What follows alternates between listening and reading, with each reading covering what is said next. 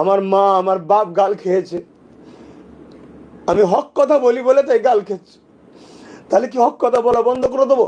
না, বন্ধ করবো। এটা হয়তো আমার আল্লাহর পক্ষ থেকে পরীক্ষা। আমিও দেখেছি অনেক কষ্ট হয়েছে। কিছুদিন আগে কলকাতায় দাঁড়ি ভর্তি নিয়ে গাল দিয়েছে, গতকালকে তারা নিজেরাই গোষ্ঠী দ্বন্দ্ব করলো, আমার মা তুলে গাল দিচ্ছে। তোর যদি আমাকে এতই মারা শখ যায়, তোদের ভাঙড়ে যখন যাই বেরো দিবি ডাইরেক্ট। আমার মাটা কি করেছে? আমার মাটাকে ধরে টানছিস কেন? তার কি দোষ আছে এখানে? যদি তোর নজরে মনে হয়, তোদের নজরে মনে হয় আব্বাস খারাপ, আমাকে মেরে দে, কিন্তু আমার মাটাকে ধরে টানলি। তবে আল্লাহ দেখেছে, আল্লাহ বিচার করবে। পাশাপাশি আমি লড়ছি হকের জন্য, অবশ্যই আপনাদেরকেও বাঁচাবার জন্য লড়ছি। এক ইমানি দিক দিয়েও বাঁচাতে চাইছি, ধর্মের দিক দিয়ে জালি হুকুমাতদের হাত দিয়েও বাঁচাতে চাইছি। আজ আমার মা আমার বাপ গাল খাচ্ছে।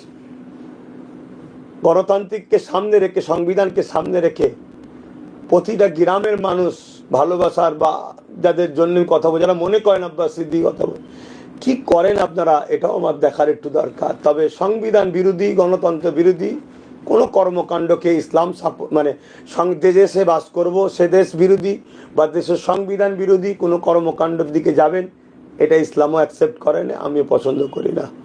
অবশ্যই আমার খুব ব্যথা লেগেছে। আমি এ বিচার আমার আল্লাহর কাছে দিয়েছি, আল্লাহ দেখেছে, আল্লাহ তিনি শুনেছেন সব, তিনি বিচার করবেন আল্লাহ। এছাড়া আমার আর কিছু বলার।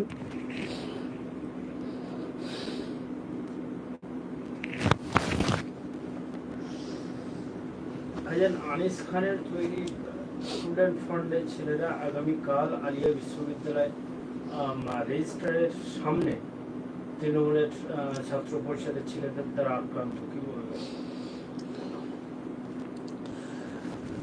দেখুন, রাজ্য সরকার হচ্ছে মাদ্রাসার দুশ্মন। 32টা মাদ্রাসা বন্ধ করেছে, শিক্ষক বন্ধ করে দিচ্ছে। তাহলে সেই রাজ্য সরকারের ছাত্র সংগঠনের শোভা দেয় না তারা কোনো মাদ্রাসা প্রতিষ্ঠানের ছাত্র ইউনিয়ন করবে, এটা তাদের জন্য মানায় না। কিন্তু তারা জোর করে নিচ্ছে কেন? মাদ্রাসার আলিয়ার জমিকে বিক্রি করতে হবে, আলিয়াকে মিটা